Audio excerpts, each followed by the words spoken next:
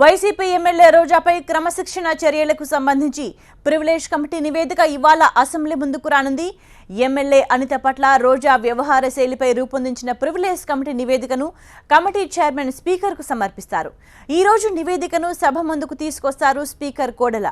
Privilege committee నివేదిక ఆధారంగా రోజాపై చర్యలు తీసుకుంటారు స్పీకర్. వైసీపీ ఎమ్మెల్యే రోజా అసెంబ్లీకి రాకుండా మరో ఏడాది పాటు సస్పెన్షన్ను కొనసాగిస్తారా లేదా సస్పెన్షన్ ఎత్తివేస్తారా అన్నది సస్పెన్స్గా మారింది. టీడీపీ ఎమ్మెల్యే అనిత రోజాపై ఇచ్చిన ఫిర్యాదుకు సంబంధించి ప్రివిలేజ్ కమిటీ లోతుగా చర్చించి నివేదిక రూపొందించింది.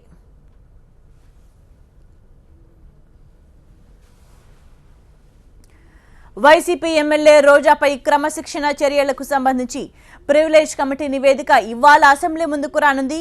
ఎమ్మెల్యే